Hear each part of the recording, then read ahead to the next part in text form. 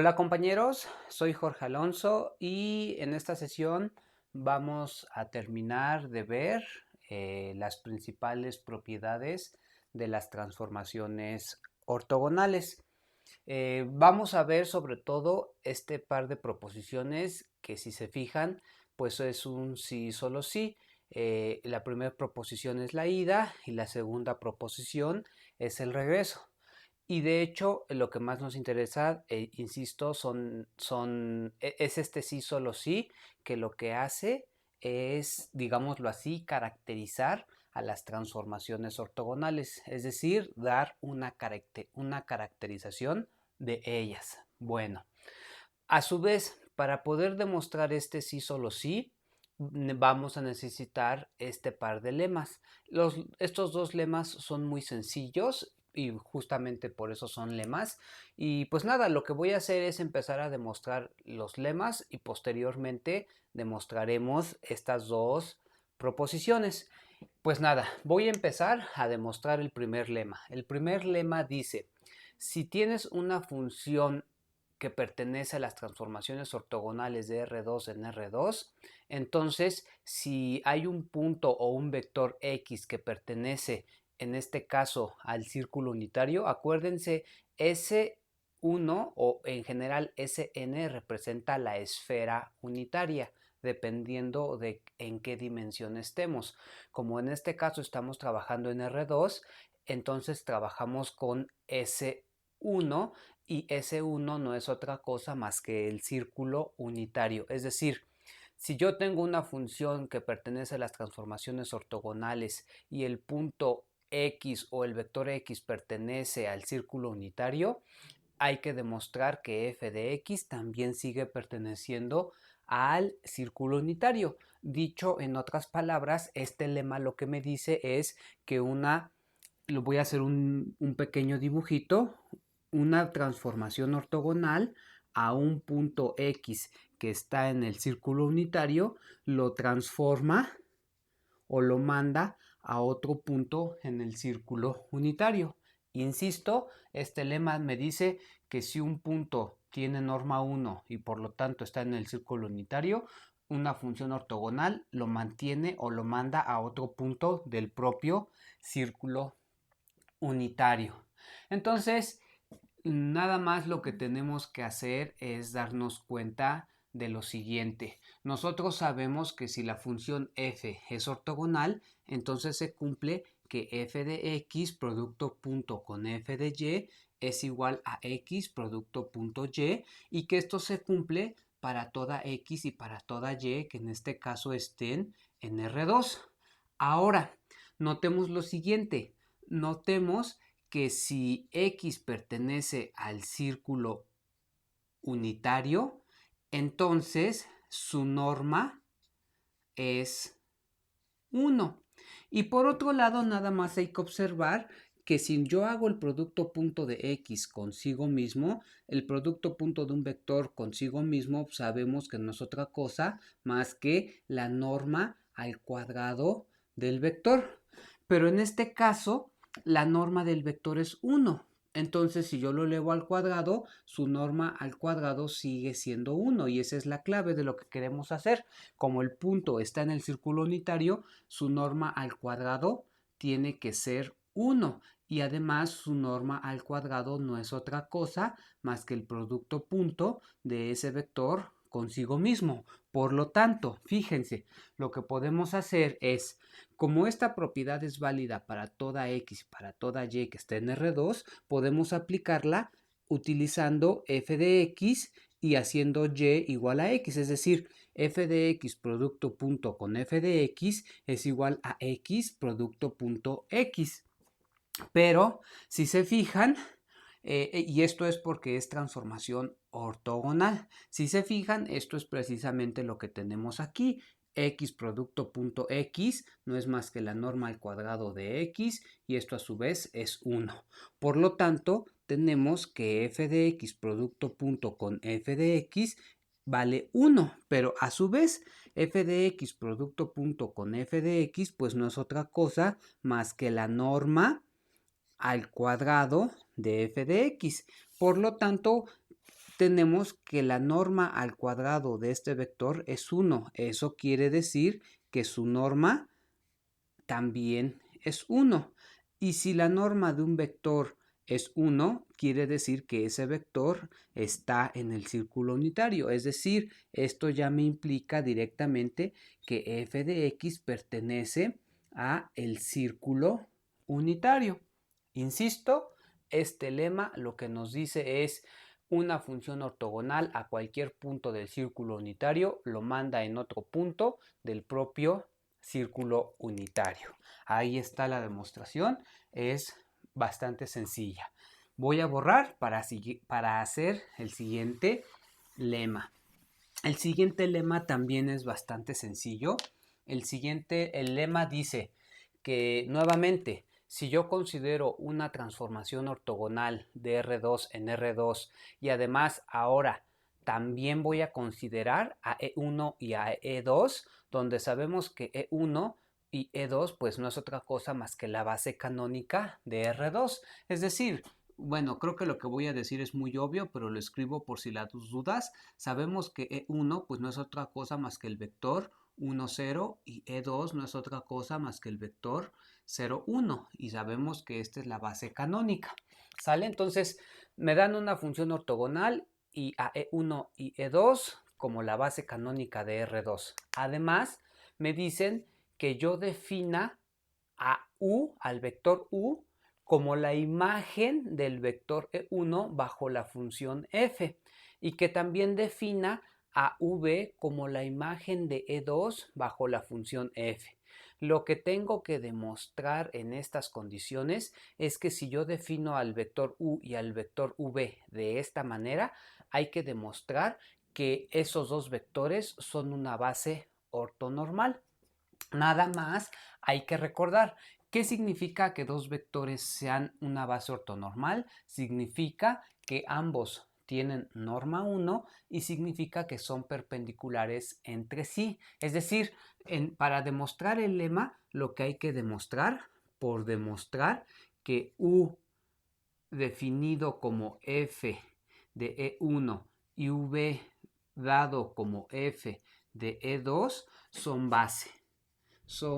base ortonormal. Es decir, lo que tenemos que demostrar es que la norma de U y también la norma de V son 1, que tienen norma 1. Y por otro lado, hay que demostrar que esos dos vectores son perpendiculares entre sí. Acuérdense, sabemos que dos vectores son perpendiculares entre sí si y solo si su producto punto es 0. Es decir, en realidad lo que vamos a demostrar es 1, que ambos tienen norma 1 y 2, que el producto punto de U con V es 0. Entonces, esto es lo que vamos a demostrar en primera instancia y esto es lo que vamos a demostrar en segunda instancia.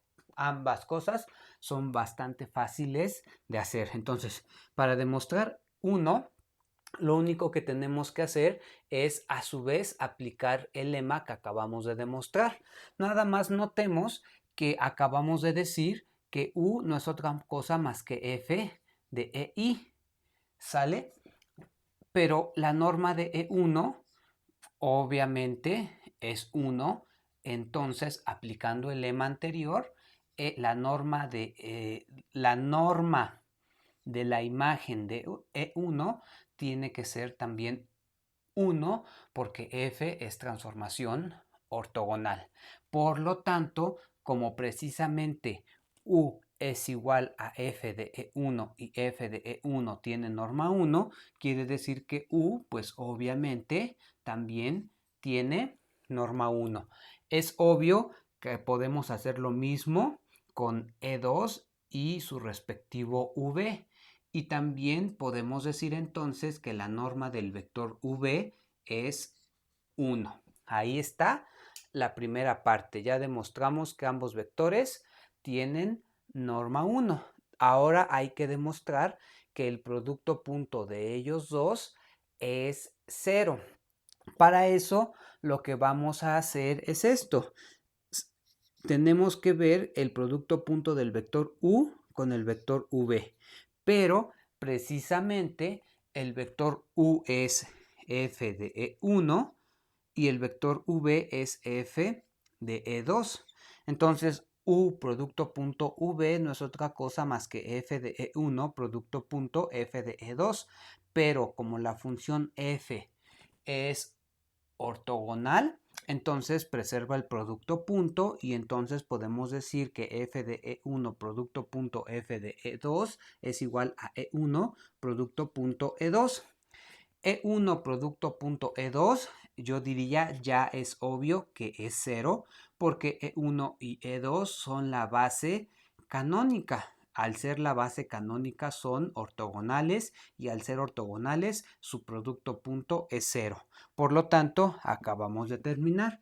Por lo tanto, el producto punto del vector U con el vector V es 0 y por lo tanto podemos decir que efectivamente si esta función f es una transformación ortogonal de R2 en R2, el vector u definido así y el vector v definido así forman a su vez otra base canónica, otra base ortonormal para R2. Un comentario que se puede hacer con respecto a este lema es el siguiente. Vean, si se fijan, aquí nos tomamos no cualquier base ortonormal, sino de manera concreta la base canónica. No es nada difícil ver, de hecho, haciendo exactamente lo mismo, se puede demostrar que tú, en lugar de tomar a E1 y a E2, podrías tomar cualquier otra base ortonormal. Es decir, este lema también se puede enunciar de la siguiente manera. Si tú te tomas a un vector U1 y un vector V1 de tal forma que formen una base ortonormal, entonces el vector U igual a f de U1 y el vector V igual a f de V1 siguen siendo una base ortonormal. Es decir, en general, una función ortogonal manda bases ortonormales en bases ortonormales. Aquí vimos el caso concreto en que tomamos la base canónica porque es una base ortonormal. Espero se haya entendido este comentario que acabo de hacer. Pues nada, ahora, ya que probamos estos dos lemas, ahora sí podemos empezar a hacer los que nos interesan. Los que, insisto, estas dos proposiciones dan una caracterización de las funciones ortogonales. Nos dicen quiénes son, exactamente quiénes son las funciones ortogonales. La primera proposición dice, si tienes una función ortogonal de R2 en R2, entonces existe una base ortonormal de R2 tal que o para la cual la función f de x igual a f de x, y se puede ver como xu más yv. ¿Sale? Entonces lo único que tenemos que hacer es lo siguiente. Dados, digamos que u sea f de e1. Este truco lo vamos a estar haciendo varias veces. Precisamente utilizando el lema anterior, yo puedo darme cuenta que si yo defino a u como f de e1 y a v como f de e2, ese u y ese v son una base ortonormal y lo único que vamos a hacer es darnos cuenta que la base ortonormal que nos sirve, es decir, esa base que existe, es decir, no solamente vamos a decir que existe, sino de manera concreta vamos a decir quién es. Y lo que estamos haciendo es, yo voy más allá, no solamente te digo que existe, tan existe que te voy a dar o te voy a decir quién debe de ser para que funcione. Espero se entienda. Entonces, lo que quiero justificar es que el lema anterior sí nos dice o nos da pie a que de manera natural digamos, voy a definir a U como f de E1 y voy a definir a V como f de E2. Entonces, lo mismo, por el lema anterior, implica que este U y este V construidos de esta manera son base ortonormal, pues la función f pertenece a las transformaciones ortogonales de R2 en R2. Ahora lo único que tenemos que hacer ver es que la función f de x se puede escribir, perdón, que la función f de x, y se puede escribir como xu más yv. Ahora, para eso lo que vamos a hacer es recordar el teorema de las bases ortonormales.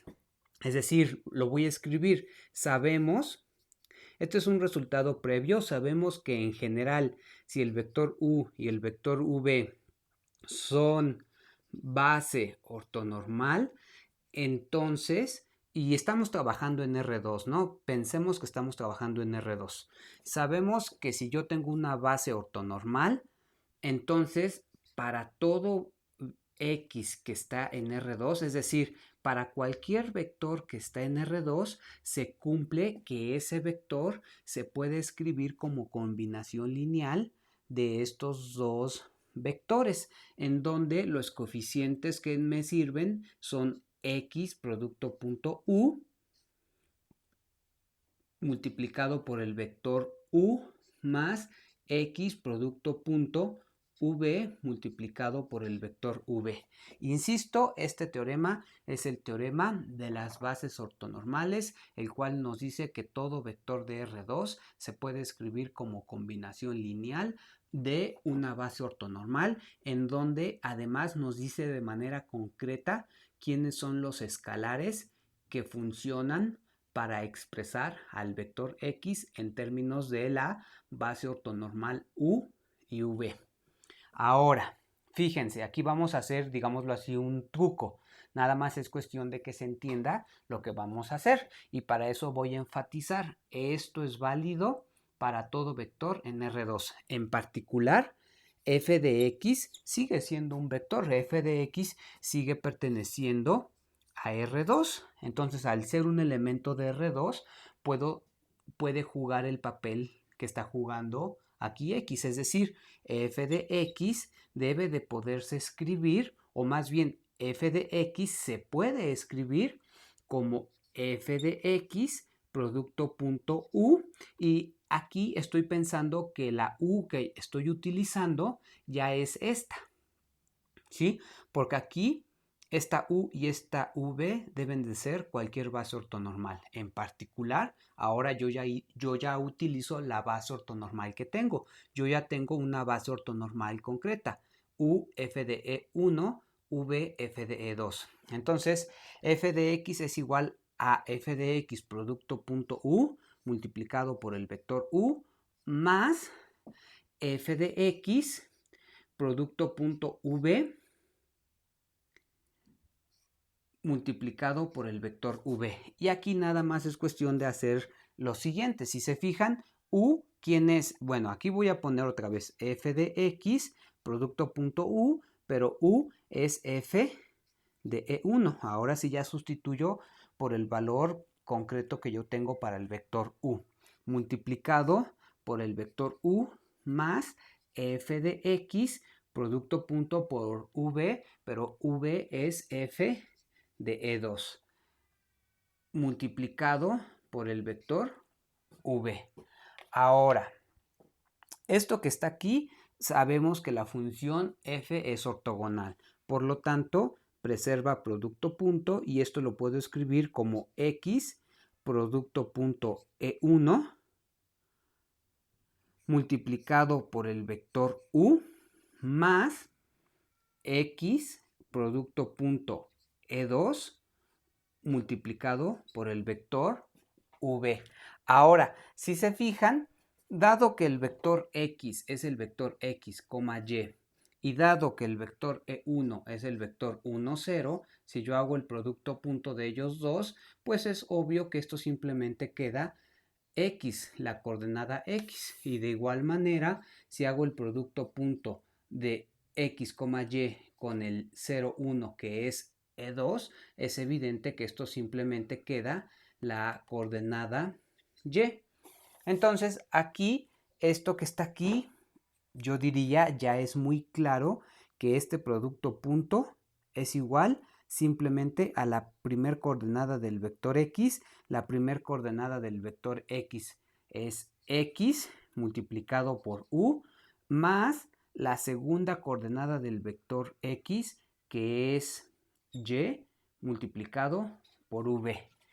Y ya terminé. Lo que acabo de ver es que efectivamente f de x, por lo tanto, yo puedo decir que f de x, es decir, f de x, y, es igual a xu más yv. Y es lo que se tiene que demostrar en esta proposición. En esta proposición dice que toda función ortogonal se puede ver de esta manera siempre y cuando u y v sean base ortonormal. ¿Sale? Voy a borrar para poder hacer el regreso. En el regreso lo que tenemos que hacer es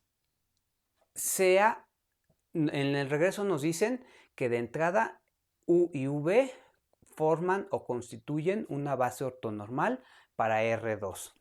Ahora tenemos que ver que la función que va de R2 en R2 definida o dada como f de x, y igual a xu más yv es una transformación ortogonal. Lo que tenemos que demostrar, yo diría claramente lo que hay que demostrar ahora, es que f pertenece a las transformaciones ortogonales de R2 en R2. Es decir, lo que hay que demostrar es que f de x, producto punto f de y, es igual a x, producto punto y. Lo que vamos a hacer es utilizar coordenadas desde el principio. Es decir, x desde el principio vamos a decir que sea x1, x2. Y y desde el principio vamos a decir que sea y1, y2. Entonces vamos a iniciar de este lado utilizando coordenadas y vamos a llegar a este lado. Es decir, f de x producto punto f de y, pues no es otra cosa más que f de x1, x2 producto punto f de y1, y2. Ahora, me dicen que la función, es decir, por hipótesis, la función f de x, y es xu más yv. Es decir, en este momento f de x1, x2, según esta regla de correspondencia, pues no es otra cosa más que x1 u más x2v. Todo esto producto punto con f de y1, y2. F de y1, y2, pues no es otra cosa más que y1u más y2v. Y lo que hay que hacer simplemente es ejecutar este producto punto. Este producto punto, si lo ejecuto, me va a quedar x1, y1 que multiplica al producto punto de u con u más x1, y2, x1, y2 que multiplica al producto punto de u con v más x2, y1 que multiplica al producto punto de v con u más x2, y2 que multiplica al producto punto de v con v. ¿Sale? Y nada más va a ser cuestión de cancelar lo que se cancele. Veamos. Nos dicen que el vector u y el vector v son una base ortonormal. Eso quiere decir que el vector u producto punto con el vector u pues no es otra cosa más que la norma al cuadrado de ese vector, pero como es ortonormal, su norma es 1. Como son perpendiculares, su producto punto es 0. Su producto punto es 0 y su norma es 1. Por lo tanto, si nos fijamos, todo este término se cancela, todo este término se cancela y entonces ya nada más queda x1, y1 que multiplica a el vector. Aquí me faltó, aquí creo que me faltó algo. No, ahí está bien, ahí está bien. ¿Vamos bien? x1, y1 más x2, y2. Vamos bien. ¿Sale? Y si se fijan, pues esto que está aquí no es otra cosa más que la ejecución del producto punto del vector x1, x2 con el vector y1, y2. Es obvio que si yo realizo el producto punto de este vector con este vector, me queda esto. Y esto a su vez, pues no es otra cosa más, utilizando esto, obviamente, no es otra cosa más que el producto punto del vector x con el vector y. Por lo tanto, vean, en efecto, yo inicié con f de x producto punto f de y terminamos con x producto punto y. Por lo tanto, podemos decir que efectivamente la función f es ortogonal. Insisto, estas dos proposiciones me dicen que si una función es ortogonal, entonces se puede escribir de esta forma, donde en verdad enfatizo mucho, donde el vector u y el vector v tienen que ser base ortonormal. Si la función se puede ver de esta forma, pero la u y v no son base ortonormal, entonces no son válidos estos teoremas. Entonces, e inversamente, si una función se puede ver de esta manera y además u y v son base ortonormal, entonces la función f es ortogonal. Insisto, aunque una función se pueda ver de esta manera, pero si no es cierto que el vector u y el vector v formen una base ortonormal, entonces tú no puedes decir que la función f sea una función ortogonal. Espero se entienda mucho, o más bien realmente espero que se entienda esto que estoy diciendo. ¿Sale? Entonces, finalmente, lo que vamos a hacer finalmente es demostrar que también las funciones ortogonales son sobreyectivas o sobre, ¿no? Entonces aquí vamos a poner la siguiente proposición.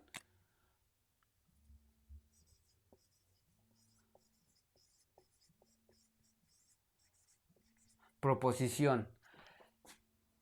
Sea f que pertenece a las transformaciones ortogonales de R2 en R2. Entonces f es sobreyectiva. Entonces f es sobreyectiva. ¿Qué es lo que tenemos que demostrar? En general, para demostrar que una función es sobreyectiva o sobre, si la función va de aquí a acá, en este caso esto es R2 y esto es R2, lo que tenemos que hacer es tomarnos un y que está en el contradominio y encontrar un x tal que le pegue. Es decir, lo que tenemos por demostrar que para toda x que está en R2, donde estoy pensando que R2 es el contradominio, perdón, aquí es así, al revés, por demostrar que para toda y que está en el contradominio, existe x que está en este caso en el dominio, que en este caso también es R2, existe x que está en el dominio tal que f de x es igual a y, es decir, tal que si yo le aplico la función f a x, le pego o va a dar a y, ¿no? ¿Sale? Entonces, aquí lo que vamos a hacer es esto, sea y que está en R2, es decir, damos un y que está en el contradominio. Ahora lo que tendríamos que hacer es encontrar quién es ese X que le pega. Pero lo que vamos a hacer es simplemente proponerlo, es decir, esto puede parecer un truco o un trucazo, pero van a ver que funciona, ¿no? Es decir, yo voy a proponer a X como Y producto punto U multiplicado por E1 más Y producto punto V multiplicado por E2. Me parece que sí nos conviene este, ¿no? Insisto, aquí lo interesante sería saber cómo se logra determinar este X a partir de tener este Y. Y eso se podría hacer, digámoslo así, con un rato de estar experimentando qué le pasa a un vector X cuando se transforma bajo la función f, teniendo en cuenta que la función f es de esta manera y sobre todo teniendo en cuenta las demostraciones que hemos hecho en estas dos proposiciones.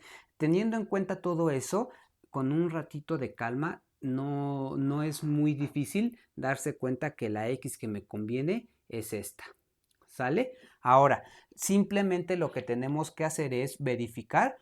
Fíjense, como ya dijimos quién es la X, en este momento la demostración, a mi juicio, a mi gusto, se reduce a verificar. Es decir, verificar que si yo me tomo esta X y le aplico F a esta X, efectivamente le pego a esta Y. Entonces, hagámoslo. Apliquémosle F a esta X. F de esa X, pues si se fijan, no va a ser otra. Y a ver, aquí, digámoslo así, lo que acabo de decir está bien, pero me conviene primero hacer la siguiente observación. Otra vez, yo sé que aplicando el teorema de las el teorema de las bases ortonormales, yo sé que f de x se puede ver como aquí f de x se puede ver como x. Sí, vean, aquí lo que vamos a hacer, ya es que no sé qué me convenga más. Lo que podemos hacer es utilizar esta proposición. Vean, yo tengo f de x.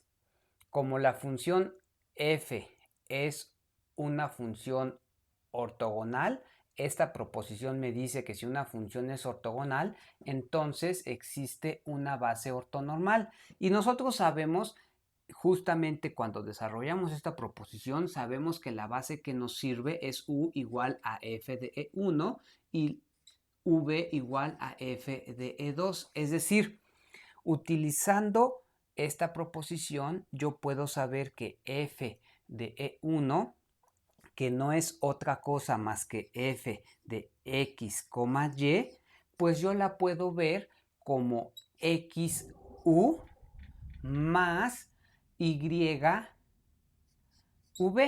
donde este x y este y son las coordenadas del vector x. Ahora, nuevamente vamos a hacer el truco que hicimos hace ratito. Esta coordenada x, es decir, esta x que es la primer coordenada de este vector x, yo la puedo ver como x producto punto e1.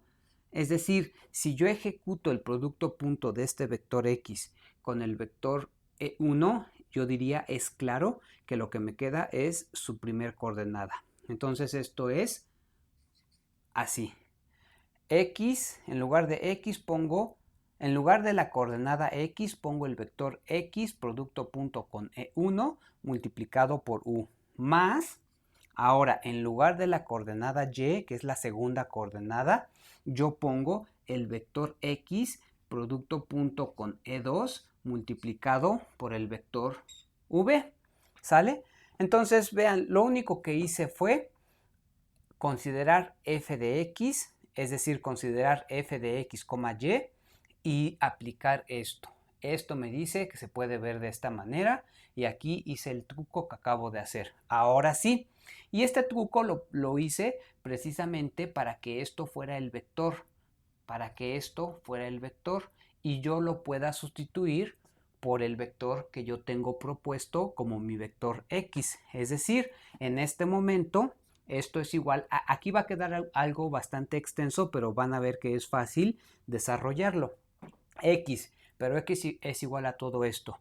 Y producto punto u multiplicado por E1 más y producto punto v por E2 y todo eso a su vez producto punto con E1 y todo eso a su vez por el vector u más x, pero x es y producto punto u multiplicado por E1 más y producto punto v multiplicado por E2 y todo eso a su vez multiplicado, o perdón, producto punto con E2 y todo eso a su vez multiplicado por el vector v. Si se fijan, aquí nada más va a ser cuestión de realizar las operaciones. Vean, aquí va a quedar y producto punto u que multiplica a E1 producto punto E1 más y producto punto v que multiplica a E2 producto punto E1. Todo eso por el vector u más y producto punto u que multiplica a E1 producto punto con E2 más y producto punto v que multiplica a E2 producto punto con E2 y todo eso a su vez multiplicado por el vector v. E1 producto punto E1, sabemos que esto da un 1. E2 producto punto con E1, sabemos que esto se cancela. Sabemos que esto se cancela y sabemos que esto es un 1.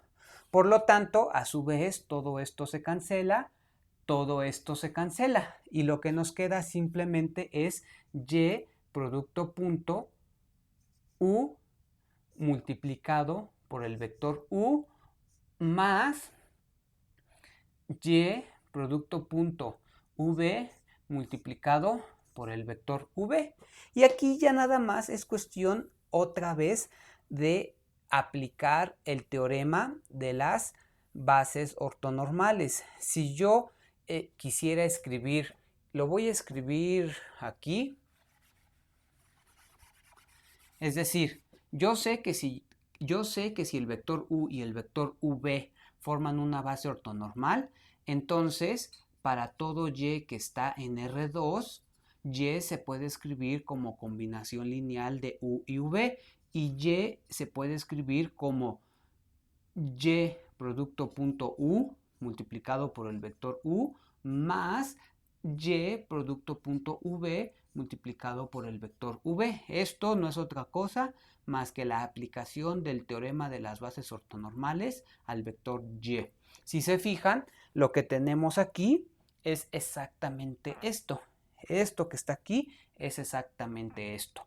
Por lo tanto, esto es igual al vector y utilizando el teorema de las bases ortonormales. Y por lo tanto, en efecto, vean, yo empezamos aquí, empezamos con f de x y logramos ver que f de x efectivamente le pega o se transforma en y.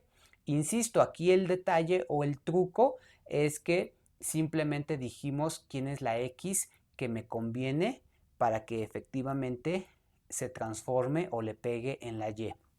Ahora, eso completa la demostración. Ahí ya está demostrado que una transformación ortogonal de R2 en R2 también es sobreyectiva. Si recuerdan, uno de los principales resultados que vimos fue que las transformaciones ortogonales son inyectivas, es decir, ya tenemos que las transformaciones ortogonales son tanto inyectivas como sobreyectivas. ¿Sale? y por lo tanto son biyectivas, es decir, con esto estamos completando lo que se necesita para poder establecer que una transformación ortogonal es sobre. Si recuerdan, a su vez ya también demostramos que las isometrías en general, son inyectivas y nos hacía falta demostrar que las isometrías en general son sobreyectivas. Veamos que esto ya nos completa esa demostración. ¿Por qué? Porque nosotros ya vimos que toda isometría se puede ver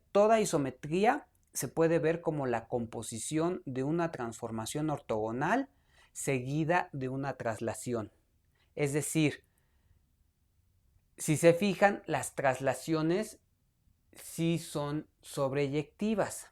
Ahora, nosotros lo que estamos viendo es que las isometrías se pueden expresar como la composición de traslaciones con ortogonales, pero tanto las traslaciones como las transformaciones ortogonales son, a ver, voy a hacer como un pequeño alto. Ya demostramos que las traslaciones son tanto inyectivas como sobreyectivas, es decir, ya demostramos que las traslaciones son biyectivas.